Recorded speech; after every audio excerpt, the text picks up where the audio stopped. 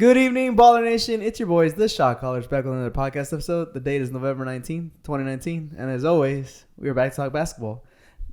Saying November 19th, 2019 was kind of a tongue twister for me right there. I don't know if y'all caught that. Yeah, that was anyway, we're back to talk hoops. And I got my boy Richard, Slight Work Bustos. Yeah, all the hands intact still from 1 week to the next. 1 week to the next. And to my right, I got my boy Andre, Read 'em and Weep West. Yep, I'm reading them and I'm weeping. Why you weeping, Andre? Because we're about to talk about why he's weeping. We're about to find out in a little bit. And as always, we're back to talk NBA hoops. Another week on the board for the NBA season, and we are ready to talk about the games that just passed these last 7 days. Before we do that, Andre, you want to talk about the injury report? All right. And the social media. Oh, yeah, social media. Housekeeping. First, if you don't already follow us, make sure to check us out on Twitter at Shotcallers Show. That's at Shotcallers Show. We have, of course, our Instagram page, _Shotcaller, for our most up-to-the-date content. That's probably where we are most active. If you do follow us on Twitter, we do retweet everything that we post on Instagram. So just go ahead and follow the link on those tweets, and you'll find our Instagram page a lot faster. If you don't already listen to us on Apple Podcasts, check us out on Apple Podcasts. Make sure to leave a review, 5 stars preferably. We are also on Anchor, Breaker? Yeah, radio.com, Spotify, and here's Anchor. But if we're not on your preferred method of listening and you'd rather us be on that, just let us know in the DMs or through email, shotcallershow@gmail.com, and we'll make sure to get on there. And last but not least, if you prefer a visual format of medium, make sure to check us out on YouTube. We are on YouTube. I know a lot of people that still listen to YouTube in the background. Yeah. So if you don't want to download Spotify, hey, Yep. we got you covered. So let's go ahead and jump right into it. We're going to cover the injury report. Andre, I think we have somebody else with a hand injury, right? That was kind of seemed to be the theme last week. Yeah, that's wild. Theme of the hands going for Golden State Warriors. So D'Angelo Russell's out with a thumb injury until I think he is. Golden State has him out until. Sorry, there's a lot of teams on here. There's a lot of names. Yeah, a lot of injuries. Well, Andre looks that up, Rich. Do you think it's about time that the NBA starts employing hand experts? Yeah, I asked you this last week as a joke, but now I'm starting to think that it's a real thing. So let's see. They got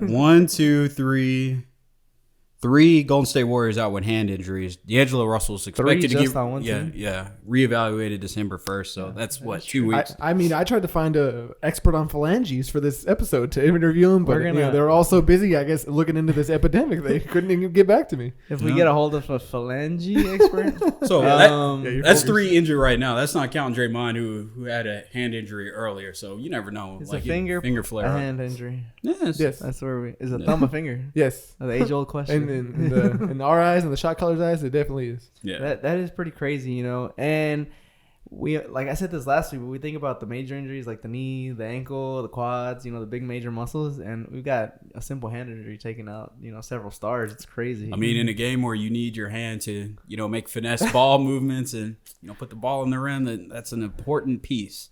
So yeah, make sure that heals up as well as possible. But I guess moving on to the next team, we still have the Houston Rockets with Eric Gordon.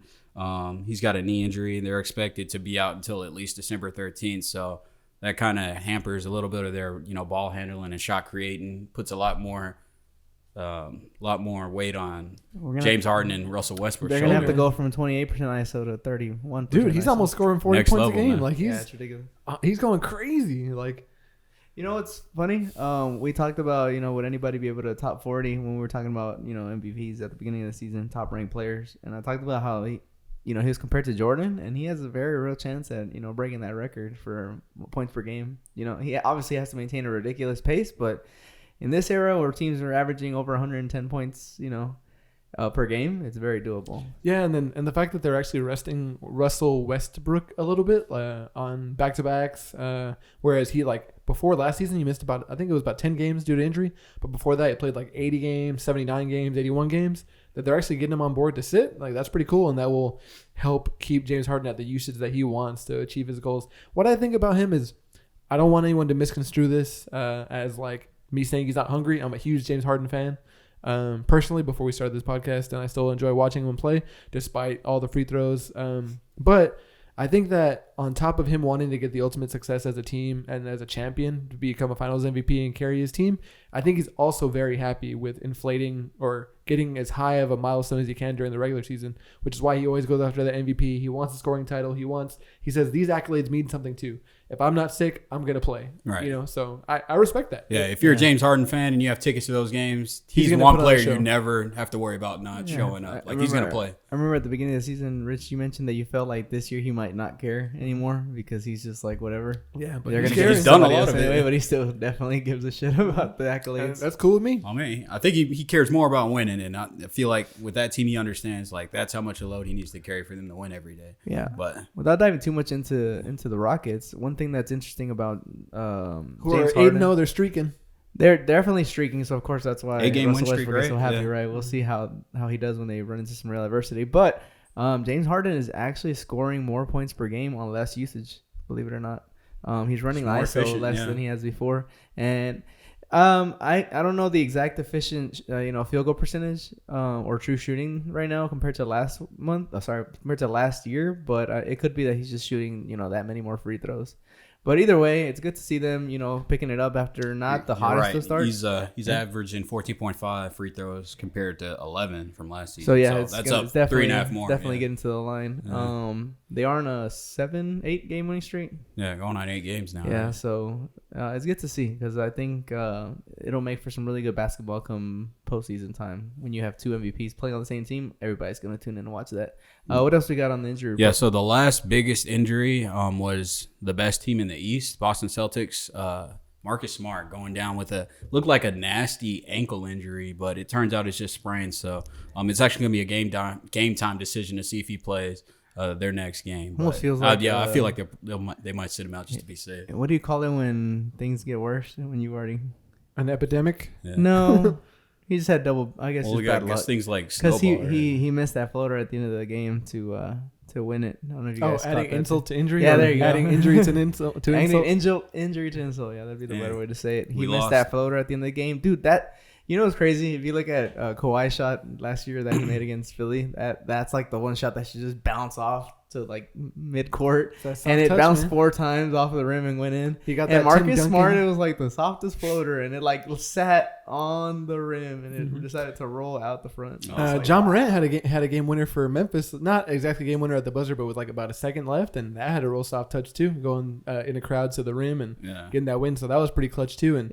you were saying soft touch. It reminded me of Tim Duncan. Tim Duncan, you knew it. He was within 3 feet. He didn't have to get straight to the Didn't rim. have to do much. He kind of yeah. just toss it up there. It take 3 soft bounces and go right in. A little just dink, and then we just dump right into the basket. So Yeah, solid fundamentals. But yeah, Just a little bit from that game, but I don't even remember who it was. I'm just remembering because I watched it. After they won that game, it was so close that like I said, they missed he missed that floater at the end of the game. Who was the guy on the Suns that got a fine for kicking the ball into the stands? oh, that was on the win. $25,000 fine. oh man, They fined $25,000 punt. Yeah, because they could have hit a fan in the face. Is what the Man, NBA I would gladly have taken that. That's free ball, game ball. That was It wasn't Oubre, was it? That no. seemed like an Oubre thing. Thanks. Was it Devin Booker? Hell yeah. But Nah, it anyway, wasn't. it's just funny, man. I mean, the excitement took over. They kicked the ball into the stands, and he got fined $25,000. So Yeah. I'm sure he regrets that, despite the emphatic win. Yeah. No, that wasn't the Suns because the Suns lost to the Celtics. Now I'm even messing up the teams. Rich, we'll come back to that one because that's a cool little bit. Yeah, last big injury note. So Paul George came back. He's been tearing it up for the Clippers, but Kawhi Leonard's been out with a knee injury. He's missed the last 3 games in a row. So hopefully we'll get to see him come back and play with Paul George so we can get an idea of what the Clippers are looking like when they're completely healthy. But that pretty much covers it for the injury reports. Will we ever really see a full strength Clippers, you feel like, between all the load management, the actual injuries now? Paul George is finally back, but are they ever going to, kind of be on the same spectrum? I feel like they got to get a couple reps in just to see, how things are going to work out come playoff time. Yeah, I don't think they want a Philadelphia 76ers situation where they didn't play their full lineup until like maybe twice since they made that trade for for Tobias Harris. Yeah. To answer the question from earlier, Buddy Hield is the one that got fined it Buddy? $5,000. Okay, yeah. it was that's okay, why I had yeah, the wrong game. I was watching that game too. Yeah, he locked up that payday and then gave a little bit back. But I mean, the NBA is saying like you can't kick the ball ever under any circumstances. Yeah. And like I kind of think if he would have like, punted it like across the court and it hit nobody, like he still would have gotten fined. Oh. Yeah, it's kind of like when they bounce the ball off the ground or off the court, just a hard spike. Or whatever. Do you get a fine there? Yeah. You get a fine there? Yeah. What if you like trying to land it in the rim though, just like a trick shot? Oh, I don't know. Middle of the game. Yeah, right. Yeah, they give you fine then. Well, so that does it for our injuries. We're gonna move into the segment that we kicked off last week. So basically, if you didn't listen last week, we had a contest where we were picking 2 basically even games according to Vegas that could pretty much swing either way. And then we also each picked an upset game. So we picked 2 regular games and then 1 upset game. Upset game is basically anybody who's a 5.5 or worse underdog. We have to pick them, and if they win, we get 2 points. So let's tally up the votes, guys. Oh, and while we're at it, we're gonna recap those games. Wait! I forgot about one player on the injury report. So this has to do with the game that I lost. One of the games I missed. So Malcolm Brogdon goes down at the beginning of the Indiana and Houston Rockets game. So they were already missing Eric Gordon. That's kind of why I led with what did Indiana. he go down with?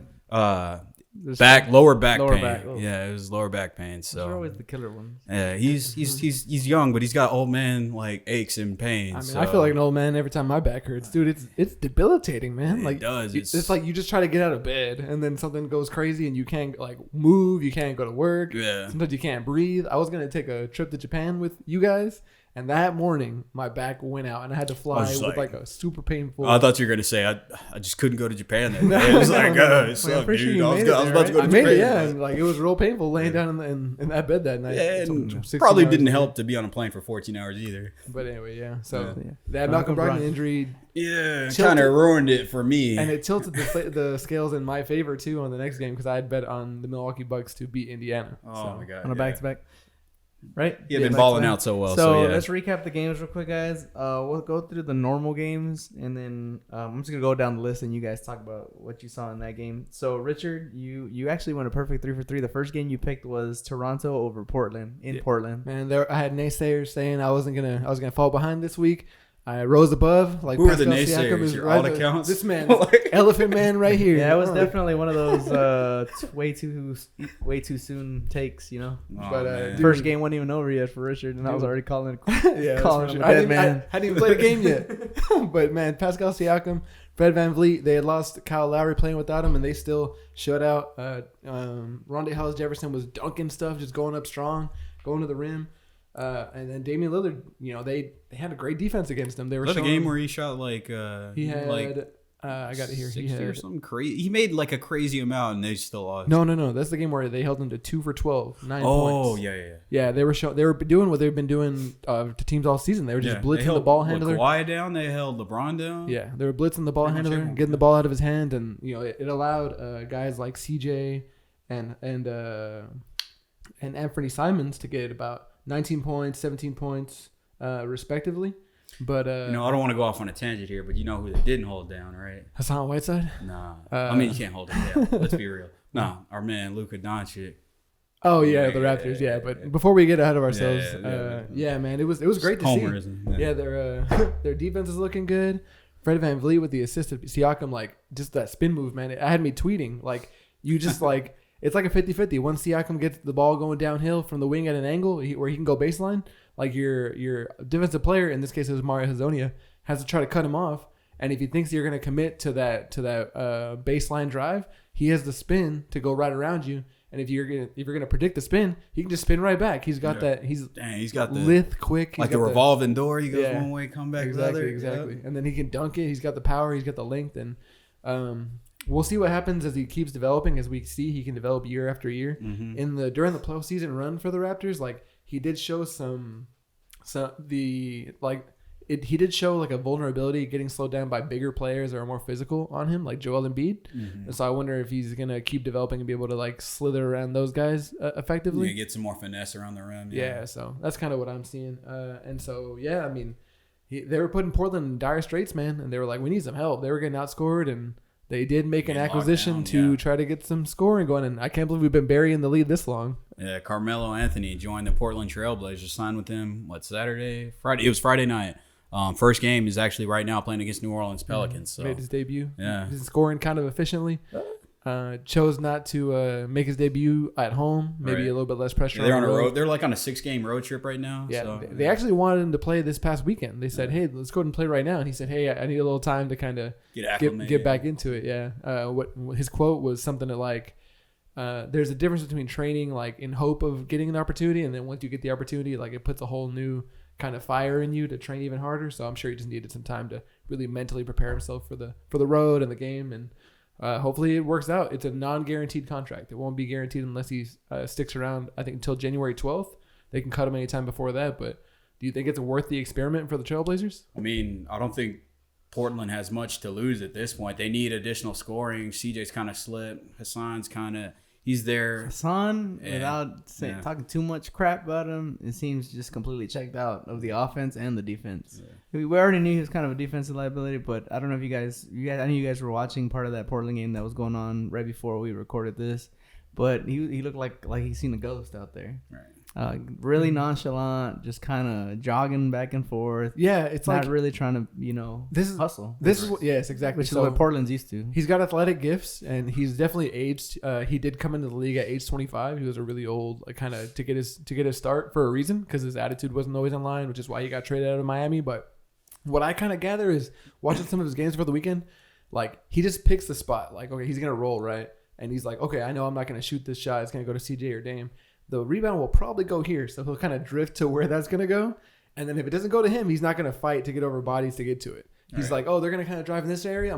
And that's kind of how Portland plays defense. They let the big sag back and really discourage, shots at the rim. But he's like, oh, if they don't come to me, I'm not coming to them. So that's kind of what I see from him. And it's really disappointing because, Damian Lillard and CJ McCollum are putting they're putting like kind of his trust saying, we'll take him under our wing and make this work. They're kind of putting stock in him. So to shortly answer your question, Rich, yes, he's worth the investment because I think there's plenty of minutes to go around right now. And if you're getting nothing to lose, if you're getting nothing from Mario Zonia and Zach Collins is injured, like you got to try something. They've got no one at the 4 to play, so they need some offense. So yeah, might he as well risk started tonight.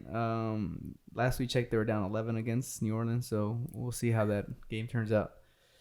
Okay, next Dame's game, not playing though, so yeah. Next game on the list, I picked the Timberwolves to handle the Spurs at home, and they sure did. They won 129-114. You guys have talked week over week about Andrew Wiggins, namely Andre. Not quite on the train yet. I just booked the Uber to the train station, but I haven't quite gotten on yet. So, but I can see what you're talking about for sure. He was plus 24 that night against the Spurs. He was playing against Bryn Forbes. There you go. He was playing against Bryn Forbes, so he slightly outsizes. Bryn Forbes didn't have a whole lot of experience. He averaged 8 points a game throughout his career. So the experience wasn't quite there. So he kind of took advantage of that. But he had a little bit of everything. He had a block. He had eight rebounds, 7 assists, 30 points. Led all scorers. So it's crazy because we talk about the hot start that Karl Anthony Towns got off to at the beginning of the year. And, we were talking about, how it looked like he had MVP numbers. Shooting 50%. Ever since he got suspended, it's like something flipped in Andrew Wiggins' head. And he was just like, this is my opportunity to really take over. And they've drawn up the script to where he seems to be the primary ball handler the majority of the time, even though he doesn't play the traditional point guard role.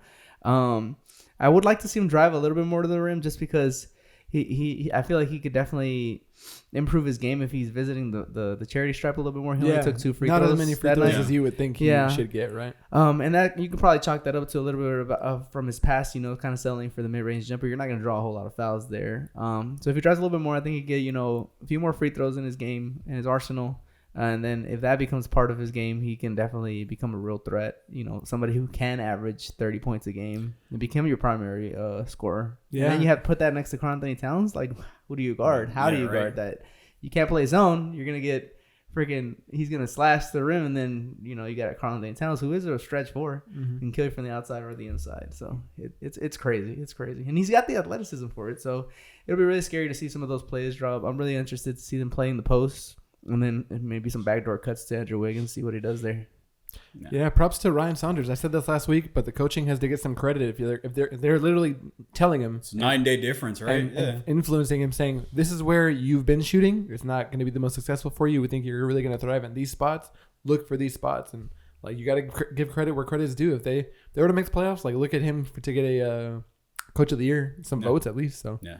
And I guess the biggest thing I don't want to hamper too much on this, but you talked about getting to, more efficient positions for his shot. And the way to do that is like focusing on that handle. So JV, you touched on this.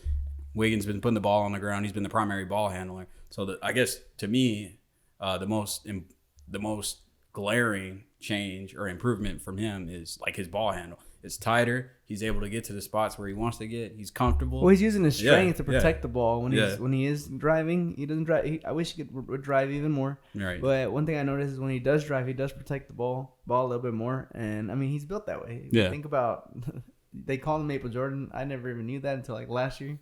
But that's part of it, right? He has the strength to be able to drive and not get beat up. Right. And use his strength to really protect the ball and then get a favorable shot. So.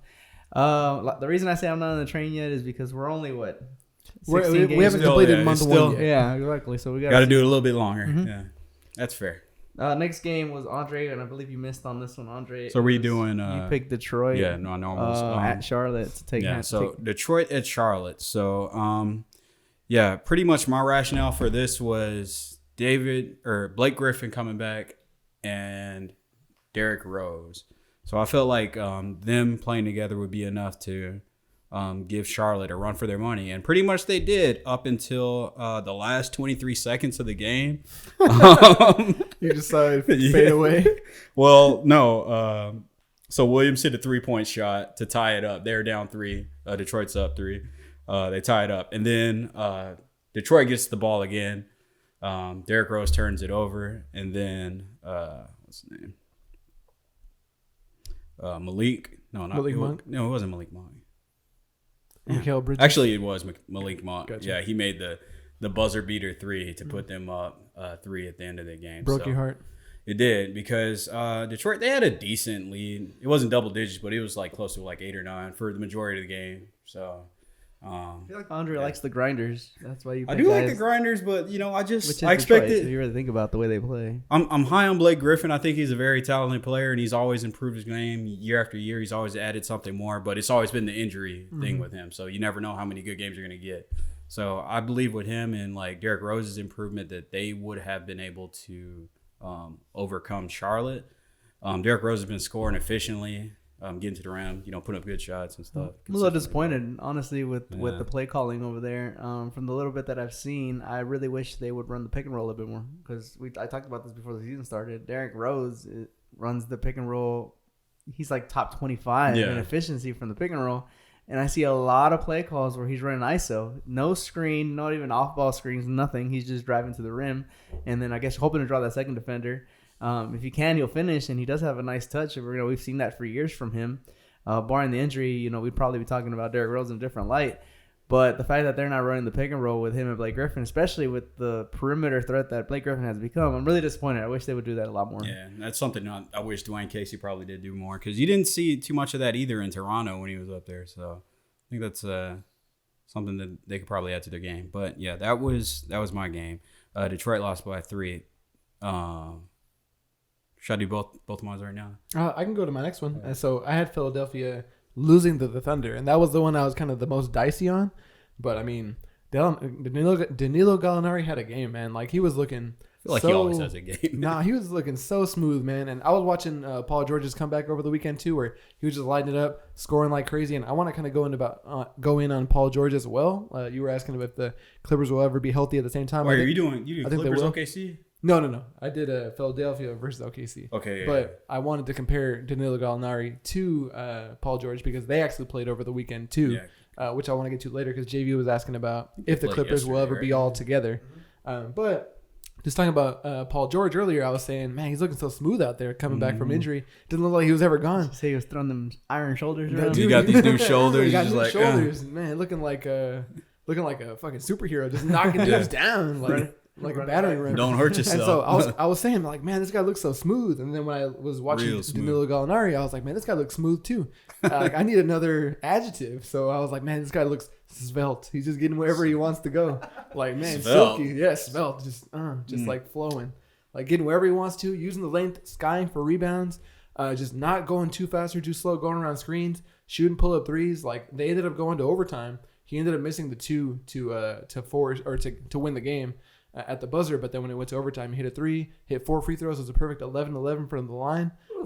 Chris Paul had 20. Take that every time. Chris Paul had 27 points, 8 rebounds, 5 assists. Like his probably best game as a member of the Thunder. And that crowd they were at Oklahoma City. That crowd is sold out, man. You look at other games, you watch the Pelicans play, seats are empty. Yeah. You look at the record holding Dallas Mavericks like sellout consecutive record. That's a lie. Like, yeah, they give out these tickets to like charities and invite people to come. Yeah. They're not those asses are not in seats. But the Oklahoma City Thunder, after their team has been decimated year after year with injuries or first round flameouts, trade away Russell Westbrook, and they have a legit sellout. Like these old people are just like going ham in the stands. Like, yeah, that's part of the reason why they brought the Sonics down, because if you remember the year that New Orleans got relocated because of Katrina, they were playing in Oklahoma, and Chris Paul was over there. Yeah, and they were like crazy, just like you're they talking loved about. It, yeah. They were crazy, flamboyant, and like out there really about their team.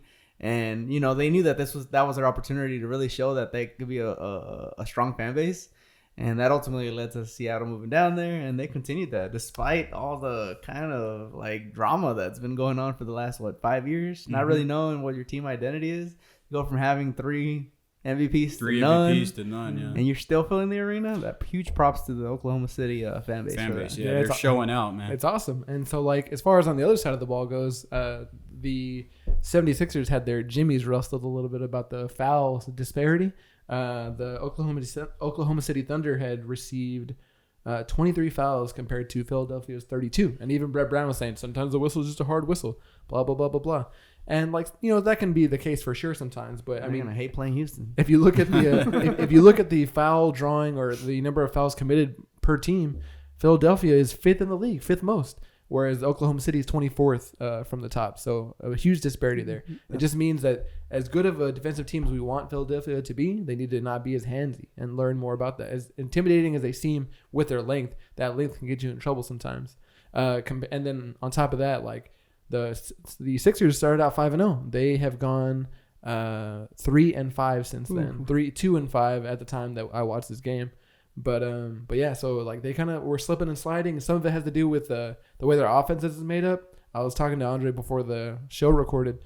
Ben Simmons not shooting threes. We all know that that's like an issue in some instances, and Ben Simmons is a really good player, has a lot of talent, but it just is real weird to see that your best player, who I would say is Joel Embiid, looking unstoppable in the post, he's given that up to space the floor for Ben Simmons, shooting his best percentage from 3 and also the most attempt from 3 too from Joel Embiid, whereas Ben Simmons is the one handling the ball and kind of taking those opportunities away. So we'll see how that goes throughout the year. They're definitely experimenting. I think they're happy with any seed that they get as long as it's top 4.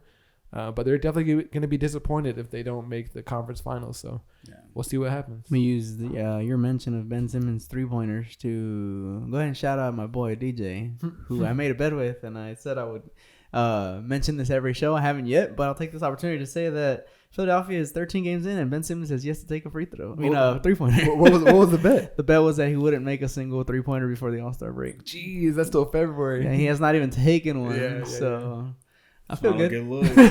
I feel good. It's looking good right now. I wonder what will happen if Andrew Wiggins falls off the wagon or if Ben Simmons starts making threes. Which one's going to happen first? Side bet or what? If either one, no. I'm not. We've seen evidence of one thing actually happening. So he needs to at least take an attempt, man. Yep. 13 games. We only got before All-Star break was approximately 50 games. It seems like a mental thing, man, because the coaches will say, he takes corner threes in practice and making 8 out of 12 or 8 out of 10. Sounds like when you hear Dwight Howard and Shaq taking free throws before the game starts, and then bricking it, or DeAndre Jordan. I don't spend too much time here. I don't want to spend too much time, but it's literally just the mechanics, dude. He doesn't move. Okay, so you gotta be able to shoot threes in motion sometimes, like catch, unless you're just straight up catch and shoot. Which why the hell they want? That's all they want. Just catch and shoot threes. Well, he still doesn't. He pulls up like a left-hander, but he pushes with his right. really awkward. Yeah, he shoots with the wrong hand. Yeah. Yeah, I don't want to dive into Ben Simmons. We can dedicate a whole episode to that. Yeah, let's go to Andre. Your next game was you also got this one, and you talked about your misfortune in this one, but Indiana over Houston, they did not pull that off. Yeah, Malcolm Brogdon went down with, as we mentioned before, lower back pain in the first 9 minutes. They were up when he was in the game, and then as soon as he went out, things kind of went awry. The bench unit actually did pretty well. Doug McDermott was hitting shots. TJ McConnell was a good playmaker for them, but yeah, Indiana's kind of been decimated by injuries. You had Evan Turner out. You got Malcolm Brogdon was out too. Victor Oladipo was out, so didn't have much going for them outside of Aaron Holiday, the other Holiday kid. I forget his name. Justin Holiday. Yeah, I was gonna say Justin. I wasn't sure if that was right, but yeah, they did all right. Sabonis was kind of really trying to carry them, going at least the offense for Indiana, and they did well, but Harden was just too much for them to stop. He shot efficiently, finished 42% from three, put up over 40 points. Russ kind of kept Indiana in it, which was another thing I was betting on. Russ being inefficient. Can't handle him at his worst, Brook. You don't deserve him at his best, Brook, Andre. Yeah, see, I was kind of betting on that, and then Brogdon making plays based off of transition from some of those bad shots. Man. Like Russ actually shot, he shot 23%, 5 of 21, so that's a lot of rebounds that Indiana could have got away with. You can't really bet on Westbrook being inefficient these days, man. And they didn't have unfortunately for the Pacers in that game, they didn't have Miles Turner back. Yeah, Miles Turner. He actually made his debut, if you want to transition to my game, the next day, where they came back and played against the Milwaukee Bucks. The Milwaukee Bucks did take the win. By the way, did you mention that the last one you talked about was your upset, so you got 2 points for that one? Yeah. Putting you at 3. Yeah. Andre, so far, no points. I got 2. You got 2 points. I hit my underdog. upset. Oh, Yeah. you're upset. Gotcha. I'm right now sitting at 1 point. And Yeah. y'all left me with the last 2 games, but I'll talk about them after this. Yeah, okay. Yeah, Well, I haven't talked about my upset, I don't think. Have we talked about upsets yet? Well, that's what I'm saying. I'm tallying it up for the people listening. Right Okay, now. okay. Yeah, so I got 0 points right now. 0 points so far, Rich. You're about to chalk up your fourth point. Yeah, 'cause all you- the points. Yeah, exactly. I hit both of my even games, and I hit this upset, or I hit the upset previous to that, which was the Oklahoma City game against the Sixers. This is my next even game where Milwaukee did take care of business against Indiana. It was Miles Turner's first game back. He was mentioning how after the game about how his ankle was bothering him. Watching him, like I could see during maybe the third quarter that it was kind of he was kind of struggling a little bit. This was Saturday game, right? Yeah, but he could have played for it. But dude, he was keeping pace with Giannis at times. He blocked a bunch of shots. I think he had 5 blocks. He blocked Giannis at the rim. Like, he's, of course, this is not a groundbreaking analysis. He's really good, and he's good at defense too. But man, taking shots, energy, like you couldn't tell that the ankle was bothering. Maybe it was adrenaline or whatever it might have been. But at the good end of the day, old-fashioned load management. they couldn't stop Giannis, man. Like He was called a cortisone shot. he shot a. Oh, gotcha. Deer antler spray. I'm kidding. But anyway, Giannis shot 3 threes, so he's shooting 32% on the season, which Scary. is kind of a threat. Yeah. People are tweeting it like I saw a tweet this weekend saying people talk about Giannis shooting threes like people talk about rogue nations developing nuclear weapons. It's scary for everyone else. Yeah. Oh man, but anyway, yeah, Giannis shot 32% from 3. Hitting 3 tonight, 16 for 50 on the season. I'm sorry. Yeah, it is. He can do whatever he wants. He can just get right to the rim. He can block people. He's like a stretch 5. What are you The gonna moment do? he starts getting guys to chase the pump fake, it's over. Mm-hmm. Yeah. I mean, if people chase Joel Embiid pump fake, which is like this, and But it looks so realistic. and then that guy goes this way. Like it can happen for Giannis too. Don't get me wrong. Maybe he just shortens the stroke. Yeah, it could. Yeah, and then so It's kind of long. yeah, Turner had 16 points, 11 rebounds, and 4 blocks. Sorry, I misspoke a little bit. 4 blocks. Giannis had 26, 13 with 6 assists. So like Giannis looks like the complete player, man. Like Giannis is like MVP, Giannis, maybe. definitely. He's in the race. That guy's crazy. That's all I gotta say is that Giannis is crazy. Miles Turner's really good. Sabonis is good too. I hope that Malcolm Brogdon gets back healthy because that guy they really missed his slashing and navigating to the rim through the pick and roll. One man's trash is another man's treasure. Yeah. In Actually, in this case, the Malcolm Brogdon injury was Andre's Yes, trash exactly. and became Richard's treasure. Woo! And Very you got next the benefit from Turner coming back too. That is the worst. Okay, but you want to? I'll go into my next game. It was the Mavericks and the Raptors. I picked the Raptors to handle business and take care of the Mavericks at the American Airlines Center. So they were the visiting team. The Mavs have this year have done better on the road. They were about 50-50 before this game, but they were able to win that game 110-102. What I noticed is, because the Raptors did lead early, is they were playing a lot more man-to-man, but I feel like that's what contributed to the backcourt having such success. Pascal was kind of having not a field day because he actually shot poorly in the end of when it all said and done. Kleber played really well. But he was dishing out passes. I mean, there were several times where Norman Powell and Fred VanVleet were just wide open on the wings and just drilling those. Those are their shots. They're gonna hit those all day. Andre said this during the game, man. They're sleeping on Norman Powell. I think people know who he is now after last year, but he definitely showed us that he's the perimeter threat that you want out of your two guard. And then, of course, Fred VanVleet stepping in for Kyle Lowry while he's out. We talked about this last week. He's a starting caliber point guard, and he showed it. A lot of hustle from this team. A few times they were diving for balls.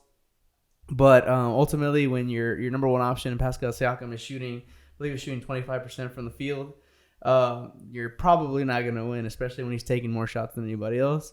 The backcourt did their job. It's just they couldn't finish it out. Like I said, they led for a good part of the game, and then the Mavericks just kind of started running away with it on Luka Doncic's back, which Andre talked about.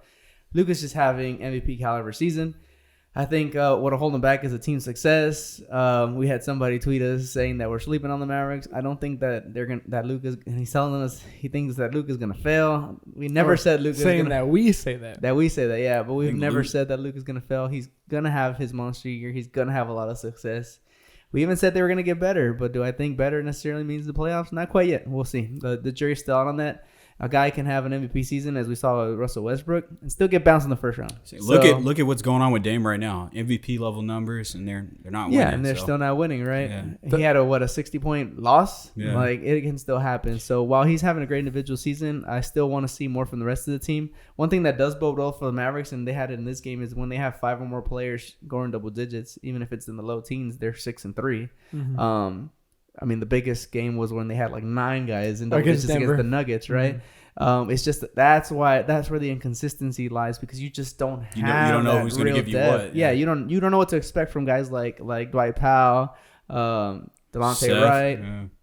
Did I say Delonte Wright? Yeah, Delon Wright. Delon Wright. Yeah, and so and that's where I'm still kind of skeptical. Mm-hmm. So I still feel like the jury's out. I mean, we're only 16 games in. The comparison that I would make to kind of further the point, and what I said at the beginning of the season, is I'm not super high on all the starters. I think they're kind of bench caliber if you were to put them on other teams. Benchy, if you will. Yeah. Benchy. None of the other starters would start on a contending team. So, right? So Norman Powell had a great showing off the bench against the Raptors, or against the Mavericks for the Raptors, and then previously he wasn't. He was a little bit more inconsistent, and that's what happens when you're on the bench. You plug in guys. Hopefully it's deep, and whoever's hot that can carry you. But you want a consistent effort out of your starters. Look at Fred VanVleet. Last season, he was the bench kind of heat check guy. But now he's the second or the first most consistent guy on the Raptors team, even in Kyle Lowry's absence. So that's what you want out of your starters, and that's not exactly what you're getting out of every starter on the Mavericks team. Exactly. The lineups are changing like crazy. They're still experimenting, so there's definitely room to grow. And, not saying that you should start blaring alarm sirens in Dallas, or that you should start, crying wolf or whatever. But so this game against the Spurs that Luka had, where he had his 40-point triple-double, the youngest to do it besides LeBron, that's awesome. And the first thing that Luka did was shout out Dorian Finney-Smith, which is great too, because he was doing a great career job high, finishing, shooting threes with confidence, and he can be the starter at times, but you don't know if you're going to get 15 points per game out of him or 13 points per game out of him. Or even 35% from 3 out of him. Right? If you look last year, I mean, Luka's averaging 9 assists this year. He wasn't averaging that many assists last year, and that has a lot to do with who's around you. You can be a facilitator all day, but if you don't have a team around you that's going to hit those shots, you're not. It doesn't matter, yeah. Yeah, on the bright side, Luka's looking super svelte in a different way. His body looks good. Looking like MVP. He had an off season to actually train and get ready for this 82-game He season. looks as fast as he is this year. Yeah. Last year I couldn't tell how many miles an hour he was running. JB was saying he's running faster than the other guys on the court, but it still looks slow. He doesn't look fast. Now he looks fast. So that's pretty cool, and I think he is less likely to hit the NBA wall. Last year he wasn't ready for an 82-game season. It was obvious in his play and his drop in efficiency.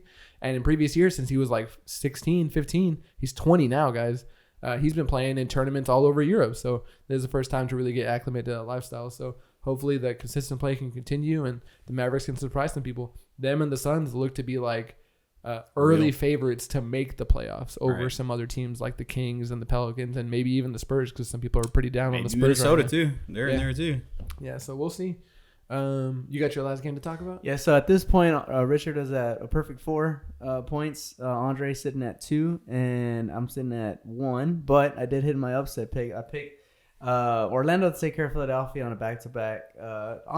We talked about Philadelphia already because I think we each picked the game. Did we all pick the game in Philadelphia? I guess so. But I feel like we've talked a lot. I don't want to beat a think dead horse. But essentially, it comes down to that. They had some guys get into early foul trouble. Richard, I think, was perfect analysis to say, they're a little too handsy. And when you get into early foul trouble, it allows, especially when it comes to like Joel Embiid getting into early foul trouble, it allows the other center to kind of have a field day. And Vucevic ended up having 25 points, double-double with rebounds. So I think you're right. They got to be a little bit more disciplined. Realize that their offense isn't high caliber. You can't just be, relying on that. Exactly. So you have to be able to slow the game down, be a little bit more patient. Your arms are very long, but you got to move your feet. Exactly. And then on the other way, and then maybe score a little bit more in transition. They're not the fastest team.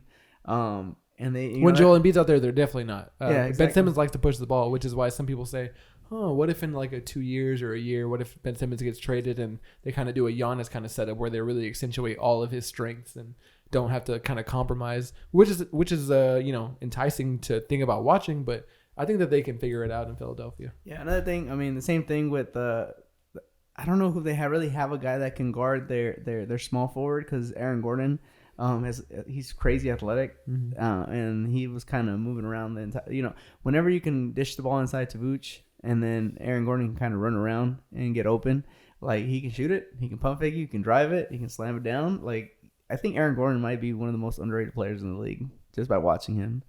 Yeah, definitely. And it's unfortunate because he's on the Magic, so that's why he's overlooked. Mhm. And I don't blame him. I mean, I don't blame him for signing that contract. It was a big contract, and big respect to him for sticking with the franchise that gave him a shot. But I think he could, if he was in a different market with a little bit more success, people would be talking about him all the time. Outside of like the dunk contest that he had with Zach LaVine, like nobody really talks about him. But I watched him live this year. Like, it's ridiculous. He can kill you from anywhere. And the only reason the Mavericks really won that game is because he ended up fouling out at the end of the game. So Yeah, 2 back-to-back. He didn't get to have an impact at the end of the game. Otherwise, I think maybe that script goes a little different. So if you don't watch Orlando, which a lot of people probably don't, check it out just for the sheer fact that you're going to see some exciting plays from Aaron Gordon. Hey, those dudes are all lanky too. On the defensive Marco end, they're like Fultz. one of the best teams to watch. Yeah. That does it for week 1 of Pick'em. I'll just call it Pick'em for now Yeah. until we think of another name for it. Richard standing in first place with 4 points. 4 points. I'm currently in second place with 3 points, and Andre is in third place with 2 points. So this week's picks, we're gonna let Andre go first since he's in last place. We're gonna kick it off with even games. Andre, who do you have first on there? So my first even game was Charlotte at Brooklyn. I picked the Brooklyn Nets to take that one. I like what Spencer Dinwiddie's been playing a little bit better. He started the season off slow, but I expect him to come around and really help play to his potential like he did last season. Actually, I think Kyrie. I didn't mention this on the injury report, but I think he has a shoulder injury. Words, man. Yeah. So he might be sitting out. So we might be seeing a little bit more Dinwiddie and LeVert, akin to what we saw a lot more last season. But I like the Nets. You want me to take the next one? You can go. So I actually took Detroit at Chicago. Chicago, obviously, it's very obvious, despite what Zach LaVine wants to say on anybody's podcast, they can't defend anybody, and it's because Zach LaVine just looks like a deer in the headlights. Like anytime there's a screen, he's just lost. He's just in open space. And so with Detroit going back there, with like JV was saying, Derrick Rose maybe running some more pick and roll in his hometown, energized, ready to shoot. Blake Griffin back and rolling. I think that they can definitely make some noise and take care of the lowly Chicago Bulls. That was a good pick. It was between that one and mine. And when we picked these picks, guys, not to give you too much inside baseball, Andre got the first choice because he was last. He was losing. I got the last choice because I'm winning at this point in time. So I managed to secure this one for Team Rich. Hopefully it pays off for me. What do you got for your first one, JB? For my first pick, I have Toronto winning at home against Orlando. Honestly, a little surprised that this was an even game in Vegas. So if you're a betting person, I might take a swing at that spread. I believe it was only 4.5. But I OG think back. Yeah. yeah, I think Toronto sizes up really well with Orlando, pretty much in every position. Marcus Gasol, although you can put him on his heels, and Vooch might have some opportunities to do that. Outside of that, I think there's not really anybody who can match the intensity of Pascal Siakam. Even though I just talked about Aaron Gordon being very Jonathan very Isaac athletic. But man, Marcus Gasol sunned the hell out of Vucevic last season. Isaac and Siakam are the same year too, right? I think they are, yeah. But yeah, just I don't know, man. Marcus Gasol sunned the hell That out should of be a that good guy. match. Yeah, and I think I can see why Toronto's it's hit a even. little bit of a road bump, but I think they're still built to make a run throughout the playoffs. And like I said, they have shooters even despite losing Danny Green and Kawhi Leonard. They still have those two guards in the backcourt that, like I said, this last game they put up 54 points. Like if they can give you half of that, and Pascal Siakam just has a typical spicy P game, they'll definitely handle business. And Orlando. Dude, if Pascal has a game like he had against the Blazers, the quote that I wanted to say earlier that I didn't get to, Pascal was saying, "Man, it felt like college. I was just posting up every possession on these short boys." He didn't say the my short God. boys part, Yeah. but yeah, they had no defense on the wing. So if he happens to have a game kind of like that, even though the Magic are kind of lengthy, I Yeah. can see your prediction coming true. So Yeah, So they maybe- match up well with them. So he might not have that kind of success, but still, they match up well on both sides of the court. And ultimately, I feel like they have a little bit more offense, especially in the backcourt. Even though Jonathan Isaac averaging 24 points a game, very impressive Yeah. out of him. I guess DPOY defense too. I'll go to the next game since I just did the 1, 2, 3. Let's just snake it back. Yeah, All right. back to Andre. All right, go Oh, ahead, Andre. we can snake it I back. it's good. All right. Well, I picked San Antonio to take care of Washington. In Washington, I feel like San Antonio is not playing up to their talent. DeJounte White had a strong game the other day. The problem is their two stars, I guess. LaMarcus Aldridge and DeMar DeRozan. I don't know, man. I feel like they're a little bit Underrated? lackadaisical. Oh, they're not looking super good right now? They're not looking super good. They're playing a little lackadaisical. Andre, you mentioned Pop looking heated. I think maybe he needs to stir it up a little bit. Maybe He got change- ejected last game. Yeah, maybe- He said, "Eject me." Yeah, I think he needs to change something up with that starting lineup. man. Maybe make these guys, work for their minutes. Whatever it takes to spark it. I'm just not a big fan of Washington. This is really why I picked San Antonio because I just think Washington's just not very up to par. Washington Outside can't of Bradley defend, Beal, it's so. like, man, what are you gonna do? I think about the game they played against the Mavericks that we watched, and it was like, as soon as Bradley Beal got ejected for that stupid double technical, It was over. It was over. Like you weren't getting offense anywhere else. So that was an easy pick for me, just because it wasn't so much that I believe in the Spurs as much as I just don't believe in Washington. Who's next? We can snake it back my way. So the Minnesota Timberwolves just beat the Jazz the other day. Karl Anthony Towns is doing a great job of shooting a bunch of threes, keeping Rudy Gobert out of the paint and out of the other guys' faces on defense, which is of course his strongest suit. I think they can definitely repeat that formula coming up on what's the date? Coming up on Wednesday. At home, so looking forward to that. Sometimes, like for whatever reason, Utah, like they've added more offense. They've added Bogey. They got Mike Conley shooting threes, and even though he was slumping, no matter how good it seems that they've got it flowing, at times it just looks like they got a lid on the rim. You know what I mean? So I'm wondering if I'm riding the Andrew Wiggins train for one stop, Andre. Hopefully he can light it up for me. Don't just use him. Use him. Karl Anthony Towns can keep it up, shooting those Pump and threes. dump. And pull Gobert away from the rim and have some success and just squeak it out. So that's what I'm hoping for. Hit him with that home at home. So what's your next one, Andre? Pull it back up. Yeah, because I didn't get that. Yeah. So my last one was L.A. Clippers at Boston. So, Boston at Clippers, or Boston at LA. I'm reading upside. and then you down. pick the Clippers. Yeah, I picked the Clippers. Mostly. So there hasn't been an announcement whether or not Kawhi is going to play in that. I kind of expect him to, but I if think he not, will even too. even if he doesn't, I still like the Clippers. They're playing at home. Boston's been kind of injury riddled. I don't know if Smart's going to play, and if he will, I don't know if he's going to play all his minutes. But all that aside, I still kind of like the Clippers more just because they're a more experienced team. I like what their offense is doing, even though without either if Paul George or Kawhi's not playing, they lose that game. Either Their one. offense, yeah. They've lost every game that Kawhi hasn't played without Paul George. Right. Just You're because saying their they're both offense is gone. struggling. Oh, you're saying but if both one of of them them- plays, Oh yeah, I then like their odds a lot. they're a lot better. Can I hijack what you're talking about Yeah, to sure. talk about what I was viewing? I was watching Paul George's comeback. His 3 games. A lot of people were talking about how he had 77 points in the first 2 outings, like first 2 games, which is right? awesome. Yeah. He had shoulders of iron, like just literally just Aimbots installed in him, man. Just, he was just knocking dudes away. And Yeah. like I was saying earlier that Danilo Gallinari was looking very svelte and Paul George was looking very smooth, but he was just getting to his spots, no rush, no hesitation, shooting threes. You could see some rust there. You could see that he like had this crazy like top of the 3-point line, jumping, turning pass to the opposite wing and just sailed out of bounds. Like obvious signs of rust, but outside of those few moments where it looked like he had to get in tune with the players, the first thing I wanted to say was it looked as though if Kawhi was playing, you just like erased him in Microsoft Paint and put in Paul George, and it fit perfectly. Like the formula fit exactly. Like he knew how to work with Ivica Zubac. He knew how to work with Montrezl Harrell. It kind of made me think back to when he was playing with Roy Hibbert. Like he knows how to play with a big, even though Steven Adams wasn't a super offensive kind of guy. Yeah. He was throwing the lobs. Looked like he really fit in the offense, and it really made me think like, wow, he must have really been plugged in during game film, watching practice, and those 3-on-3s and 5-on-5s leading up to this, because it didn't look like they missed a beat. He had a lot of turnovers. He had 5 turnovers against the Pelicans. Like I think Drew Holiday stripped them almost every time.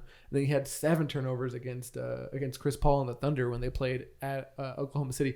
When Oklahoma City came to visit them at Staples Center, which I thought was pretty wild. Like, so many players have been traded between those 2 teams. It was crazy. Yeah, just like, what it was crazy to see, but just in general, that game was awesome. He had a clutch 3 to go ahead, which is not something that you always ball game. when you always think of when you think about Paul George. You think about that commercial, that Gatorade commercial, right? Real smooth. It was a ball game and then misses everything. Oh no, that's the no YouTube OT. parody, Yeah, that's right? no OT tonight. Yeah.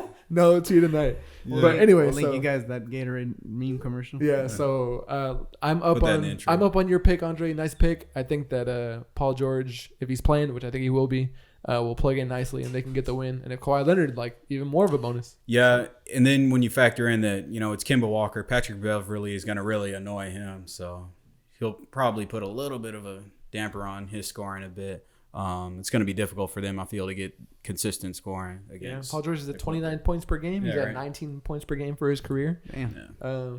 And they're just playing him like crazy. Like he had 4 fouls to start the third quarter. Get back out there. No, and he said, "Stay in there," because we got to see where your conditioning's at. Just play Yeah. it like crazy. So that's what I like playoff I P. like what you're picking. What are we down into the last couple games, or you still need to pick your upset? last one. No? So now we need to do upsets. Andre's upset. Andre's Yeah. upset. Okay.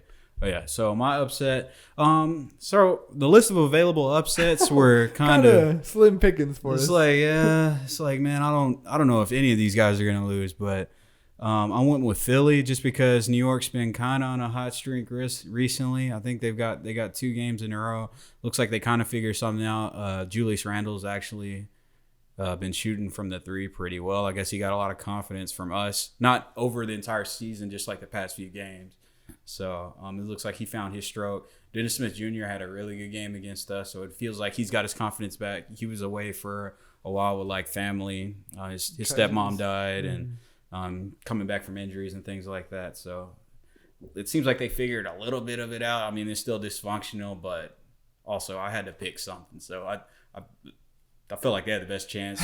Philadelphia's kind of been slipping. Yeah. Like they don't really have an identity. Ben Dang. Simmons has been a coward and won't shoot the 3s. So it's like, all right, I'll pick them. Andre picking against Philadelphia, man. I am, man. What you got, JB? Like Andre said, there wasn't much to pick from, but I picked Atlanta against Milwaukee. The only semblance of hope I found there is that they rebound the ball better on offense than Milwaukee does, so they can get some more second chance points. So my strategy for Atlanta to beat Milwaukee You should is to email slow them. down the game, limit the amount of possessions that Milwaukee has. What? It's just funny because like the Atlanta Hawks coaching staff is going to be receiving an email from shotcallershow@gmail.com saying, "Try this coaching plan out, guys." They're like, please. We'll see what happens. Especially against the Bucks. Are you looking for a job? Yeah, they gotta slow down the pace. Bring it across half court a little bit slower, but run some set plays, preferably with several screens. Hey man, I have a connect in Atlanta. We can try to get the game plan too. Try it, man. Lee Ellis from the No Dunks crew, formerly of the Starters. Me and him, we DM each other back and forth. Yeah, send him this. I'll send him this little clip and see if he can pass it forward to the guys at the Fortress. Yeah, some double screens just to get guys off balance. I feel like as good as Giannis is a defender, if you can do like a double switch and then he suddenly has to guard Trae Young, like Trae Young we've seen him get crafty, and he got a long way to go to get around the long man too. Hey though. Man, he's quick. But he can do it, man. And, He's like, and we can suddenly find ourselves having a Trae Young game where he's 15 for 15 from 3-point line, and they beat Milwaukee by 2 points. What's to stop Milwaukee from doing the same thing and just switching They don't Trae on to Giannis? They don't have a guy that can shoot like that. Oh, you're talking about on defense? Just switch Trae on. Giannis isn't as quick around the screen. He's so long, it gives the guy an opportunity, and you can just play zone against Giannis. Yeah. Why would you play zone against the Hawks? Oh. Makes no sense. That plays right into the hand. Shoot over the zone. Yeah. So I guess we'll move on to my pick. I said you can just play zone against Giannis. That's not that easy. Yeah. I don't want that taken out of context. Oh, yeah, just talking about his three-point shooting. So. All right, so my final pick, and everyone's been defending their picks, and I really got to defend mine, guys, because I had two choices. I had Golden State Warriors, who I would have had to pick against Dallas at Dallas, and I know Dallas isn't a great home team, but we beat them last year when they were good. But Golden State is like the easiest team to pick against. Like that's the biggest advantage you could possibly get. So I couldn't pick them to win against Dallas. It just didn't make sense. So I had to pick Cleveland versus Miami. And Cleveland we know they're the team that you come back to play against to make yourself look good when you're coming back from injury or whatever it might be. But I'm just hoping that maybe we got a reverse Miami jinx. Like Cleveland visits Miami, and then Miami's like, "Hey, we're in Miami. Let's go to the club." We're just playing Cleveland in the morning. I have no basketball analysis to give you guys this time. I'm just hoping that the strip clubs and the clubs can take out Jimmy Butler and company. And Jimmy Butler got a baby. Maybe loosen up the Cavs a little bit. Yeah, exactly. I don't even think Kevin Love's gonna play. Kevin Love and Tristan might not play, man. You're swinging at the fences. I'm just hoping. I should have picked the Warriors. No, I'm right. You should have honestly. You probably should have picked the Warriors. I'm gonna ride with Miami in this one, guys. Miami nightlife. Hey, don't sleep on the Warriors. Eric Paschal having himself a season. But hey, Draymond Green said he can't even play. He's going off of raw talent right now. If they were winning some more games, we'd be talking about him top 2 and rookie of the year. Honestly, right now, he's very good. Yeah, he's showing some promise, that's for sure. But anyway, that's my pick. Let's go ahead and move forward because I don't want to think about it anymore. We'll throw these up on Twitter so everybody can see our predictions for this coming week. And then, like I said, we're still open to ideas as to what kind of punishment the loser of this is gonna foretake. We have 2 weeks left. Mm-hmm. Did I say foretake? Partake. Yeah. We have 2 weeks left of this, so it can still go anyway. Rich is currently in the lead, but it's a very slim lead. I mean, you could only get 4 points. It could very well be a 3-for-3 week for Andre, and suddenly he's in the leaderboard, atop the leaderboard. What do we have next on the agenda, guys? All we have left Predicting is the future. We had some jerseys unveiled, right? Did we talk about that? Jerseys unveiled. If you haven't already checked this out, check the latest post on Instagram. That's _Shotcallers. You can also find the link on Twitter at Shotcallers Show. We linked it straight to our Instagram. But essentially, we had some jersey reveals. We had about 7 jersey reveals. And just a quick little detail or just a recap of what that looks like for the people that are listening to us and aren't able to check us out right now. Oh, my goodness. So the first jersey is going to be the Rockets. It's basically what they call a NASA-themed jersey. With the H-Town across the front. Hey, I haven't seen that. It looks really nice. It's white with the black lettering H-Town and then the red outline. I like the Rockets logo. I just want to mention something. You know what you noticed that's not there that has been in the past? No, I don't know. The Chinese letters. On this particular one. What's the city? On any of the Rockets. Yeah. Oh, yeah, they've had several, China-inspired ones. Have they had them this season, though? Not yet, but I think they'd still do so. The government of China doesn't control the language. I'm just saying, they haven't been doing anything. I would think you would keep it there. Yeah, so try to appease them. But they haven't done any. Keep watching. But that's a very nice looking one. Probably one of my favorites. The next one is going to be Atlanta. We got Trae Young rocking the Peachtree jersey. So yeah, I really like that. It's a black jersey. Outlined with peach color trim. The word peach tree across the front, also in peach, and the numbers also in peach. Yeah, that's the one I'm probably the highest on. Yeah, I think that actually. one's the best out of these, at least. Yeah, the Atlanta one, like I just like how they really lean into the state kind of fruit, and, being the peach, of course. Peach About their state. blog being Peachtree Hoops, and it's something that I think that Dallas could, or a Dallas-based team like Houston or San Antonio, or a Texas-based team. a Texas-based team. Dallas, San Antonio, or Houston could kind of lean into more. It's the Lone Star State, you know what I mean? So why not give it a shot and try to use some of that theming on their stuff? Yeah, exactly. And the Mavericks have a star, and like the Spurs don't. They have the spur, of course, but like other than that, they have the military camo kind of thing. Yeah. Everything else kind of uninspired. So Yeah. maybe it's something they could lean into in the future. Get into this Rockets Dallas got one NASA, that's garbage. so they got that. The next one is Orlando. It's an all black. It's a shiny black. It's almost like a leather. It almost looks like leather. Anthracite gray or black, I think is what it's Anthracite called. black for sure. Anthracite This black, does not yeah. look gray. Yeah. And then bright red lettering with the white trim on the lettering. Pretty simple, nothing too crazy, but it looks cool. I wouldn't hoop outside with it. It just It's gonna kind be hot as hell. of completely throws me off because you're seeing these teams wearing colors that they don't normally wear. So you got Atlanta in the black. Orlando traditionally. Well, in the blue. Florida's Orlando in the the blue. Florida's the orange state, Yeah. So I think that Is this that like orange? Is Yeah, this red? Florida's Oh, the okay, it orange looks too. red on here. I think Is it's that kind of that makes a lot more Sure, sense. it's orange. I think it's Whatever, orange. my eyes are- I think they just didn't want to go all orange. They wanted to kind of test the waters, which Yeah. is why they did the lettering. I think the lettering is kind of safe. Like it looks like almost like a laser tag. Oh yeah, team. we'll talk about lettering here in a sec with some of these other jerseys. Okay, Yeah. let's see the rest of them. Speaking of lettering, the next one is the Dallas Mavs. I can hear this jersey. Fat Mavs across. Sounds like Ace of we're- Basin. For anybody listening, we're 90s babies. We're born in the 90s. And Andre 89, the oldest of us. No, I'm 90. Oh, 90? Okay. But the lettering looks like tagging that you'd see across the train station. Across the train tracks. you do see. You do see that it. around here. But I don't want that on my jersey. That's also not what I think of. when I Especially, think this of- is not even the best kind of tagging. Right, It's yeah. like very bold and like very round. bold. This is a very Nickelodeon notes. To I'm quote getting my from- man SpongeBob SquarePants, it's bold and brash, and then they say more like belongs in the trash. The base color is the bright blue, and then it's got the bright green trimming. So it's got all kinds of like like Nickelodeon, like Andre said. In case you can't see it, It might work. and we'll link it in the description of the YouTube channel and on our Twitter, so everybody can. It's already up on our Twitter and Instagram. These jerseys premiere. man. At least the Mavericks one premieres next Tuesday, so y'all see it live soon. Another Rip to City, quote this is a Rich- classic, To right? quote Rich, another safe one, another Rip City jersey. It looks a little bit more retro. Just I say that because of the trim. You kind of have the alternating red, white, black. So if you look at that one, I mean that looks a little old school. The trim. I like the Seems like collar and the arm kind of sleeve design. Yeah. yeah. The reason I That's say what old you're school is talking because it reminds me of the jerseys that like Bill Walton would wear. Is there like Yeah. a watermark on that jersey? about. And I don't think Yeah. so. And the Rip City Oh, font. I know what you're talking about. The Rip City font in the front actually looks like their other previous sleeve jersey. You remember that jersey that Dave Lillard would wear, that Yeah. white one with the white sleeve, which looked very fresh. That's the font I think is taken directly from, which can't hurt. Like if it was successful, I mean, use it again. these are good. And I like the V pattern on the collar. It's Andre, supposed I to don't be a know if that's perfect on the circle. jersey or if that's From on the picture. yeah. Well, it says it's established in 1997, so I don't know.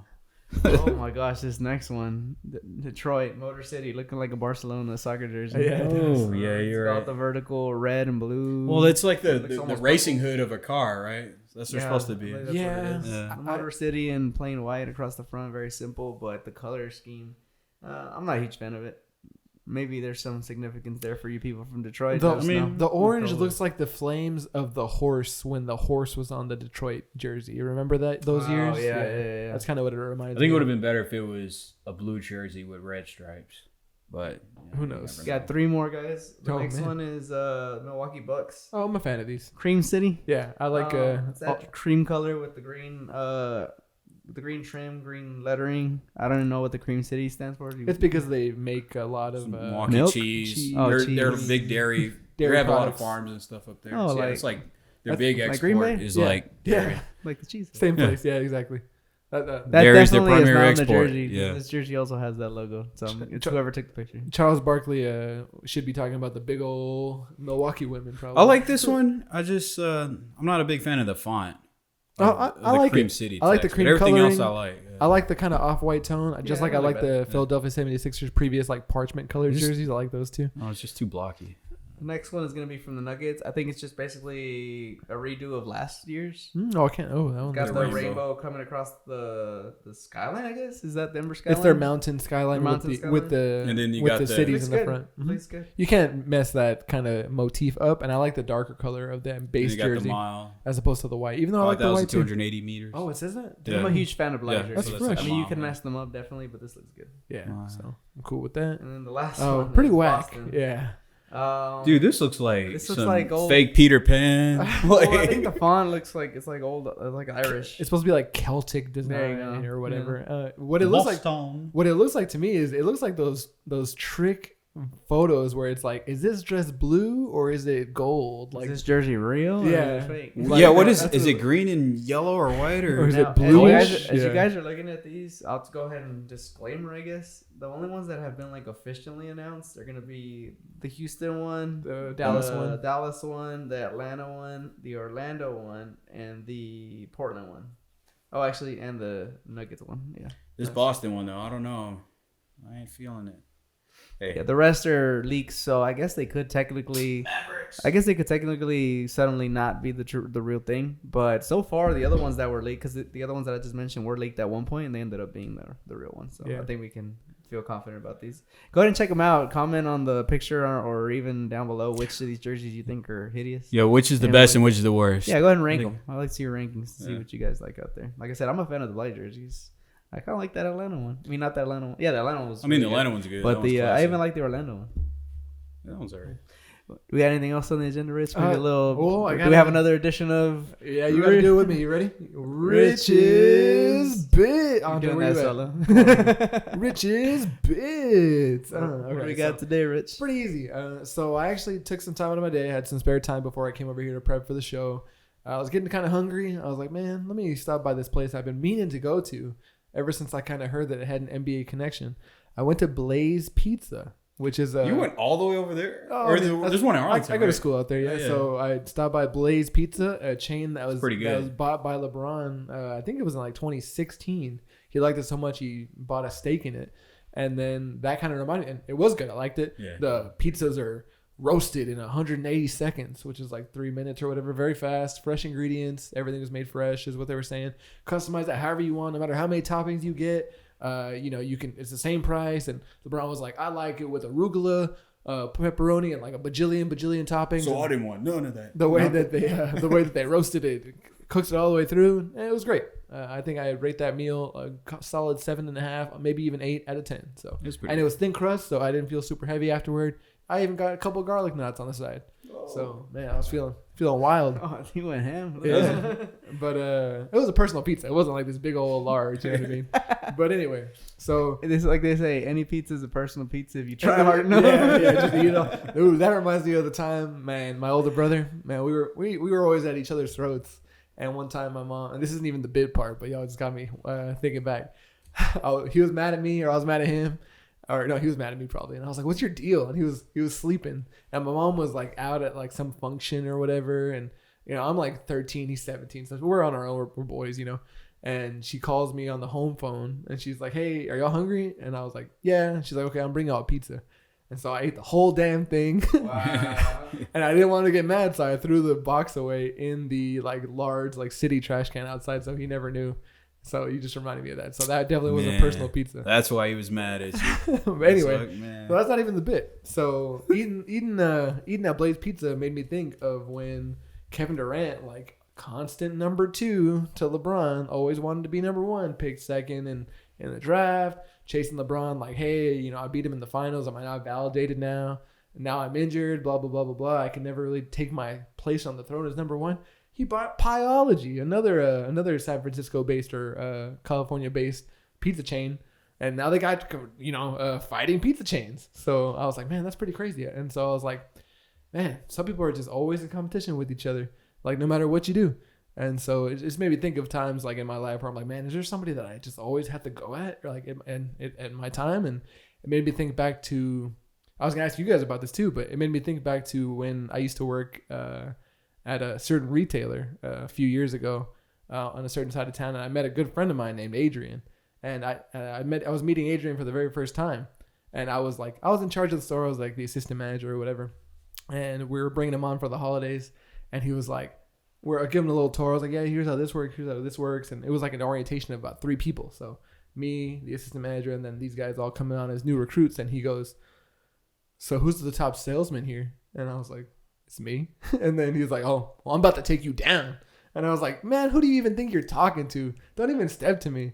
And so it just... A week later, he was the manager. No. So we ended up getting along, really well. We're friends to this day, hang out all the time. But it would just make me be like, man, don't even come at me like that. Or, who do you even think you are? So that's probably what LeBron thinks about Kevin Durant. Or just made me want to ask you guys, like, who are you always like in competition with, or an experience like that, maybe in your job or something like that? No, well, for me, it's pretty easy because I work in sales, and like, there's 5 different districts in our area, and it's always a constant like back and forth about who's better. And if anybody out there has worked in sales, you know that it's always about what you've done lately. So even though I feel like I have an extensive resume of success in the past year or so, if I get beat one weekend or whatever, they just hounding me for the whole weekend. I gotta live with that shit for the next like month sometimes. Yeah. And you don't get out from under that. And I'm just like, y'all don't even know. Like, y'all don't even know what y'all are doing. If y'all were actually good, you'd beat me here and here and here. Let me show you why I'm better than you. I've got the numbers in my back pocket, and it's just like, why? Like, I'm like, why do I even have to talk to you? You know what you sound like? You sound like LeBron this past like couple of weeks when he was dunking on dudes. Yeah. And he goes, y'all said I was washed up. Like, no one said that. That's how I feel sometimes. I'm like, I don't suck, you suck. Why is there with a target on my back? Yeah. That is how I'm LeBron. They said I was washed. Oh, man. The washed king is what he was saying. Oh, my God. Anything you want to contribute to this one, Andre? Oh, man. I work in IT. Y'all have like fun sales jobs where y'all are going at each other and stuff all day. Everything in my job is like team oriented. So it's always like, hey, comrade. You need help with this? Hey, can you approve this? Hey, you work on this. Well, just to steer, something the listeners might not know about, Andre used to play competitively, Andre. You guys were a big community. Oh, we used to talk shit all the time. It didn't matter. You're going to share the backstory now? Well, man, there was a billion times of dudes who, you're better than. Let's give but they'll get like one. Give them a little context. It's all right. So y'all probably play like Street Fighter, Marvel vs. Capcom, something like that. So we were playing Street Fighter. There's this one guy who... So he played a little more preface in here. Andre and JV and I have known each other for about 13 years now, and we actually met at tournaments, kind of like what Andre's talking about here. So yeah. Andre was the one that kind of took it to the next level and performed at national level. But go ahead. Yeah. So I made a whole bunch of friends doing all of that. But yeah, there was one guy, local community guy. He played a character that was very unconventional, so a lot of people didn't really know how to deal with him. So because of that, he had a lot of success. But we wouldn't exactly say his skill level was on par with the success he was getting, right? So this guy, and he could talk shit. Like he didn't care. If you beat him like 10 times in a row, if he beat you once. Are you gonna name this man? Nah. Oh, okay. I'm not gonna protect his identity. I think I know Coco Banana Man. Y'all can search him. But yeah, this guy, he used to talk all kinds of shit. So like I could beat him in a set. And it didn't matter as long as he won the last game. Yeah, that's all that mattered. Oh, so man. anytime, like, that's all that mattered. And I think we all know a guy like that. You know what I'm thinking? So that would that would happen sometimes when early on in the year. I think everyone knows a guy like that. Me and Richard were playing. I go to his house and he'd go on a run. It'd be a day when he'd go on a run, and then I'd win the last one. I'd be like, heading out. See you later. It's about that time, right? Yeah, we were in high school. It would be like the weekend. JB, you want to come play some matches or whatever? You'd come through. I'd be feeling it. Win 6 games in a row, 7 games in a row. JB gets the one win. All right, going home, baby. And it wouldn't even be that either. Like the game, they'd record the games and they'd upload the one part where you lose. They never upload the part where they're getting their ass whooped. So it's like, come on, man. Stop. Hey, the winner gets to write the history books, bro. That's how it is. If it wasn't recorded, then it didn't happen. That's funny. That's funny. That's a good one, Rich. That's a good one. Yeah. If you guys have any ideas for what you'd like Richard to feature on his next bits episode of Richard's Bits episode saga, just send us a message to shotcallershow@gmail.com, or if you'd like to keep it hidden from Andre and I, you can always reach Richard at Rich_SRK, which is actually a fighting game terminology. So. yeah. Sure, you can. Anyway, So just send him a message there, and that way he can feature on our next show. So we got our 9 games, 3 apiece for this following week. Again, if you guys have an idea for what you'd like the punishment to be, send us a message at shotcallershow@gmail.com. Yes, or at shotcallerdm on Twitter, and we will, if it's good, we want it to be actually a little embarrassing because I think it'd be more fun for everybody. oh, for the competition. Yeah, for sure. Yeah, for sure. We want to be able to talk about this for years to come. Yep, still some basketball wanna games to talk come about it tonight, if so I it's think me. we're gonna go catch those. I think we got a couple of the West Coast games that are about to kick off. yeah. if they LA haven't versus already. OKC. So that'll do it for this week's episode. Until next time, I'm JV, I'm Rich. I'm Andre. and we're the Shot Callers.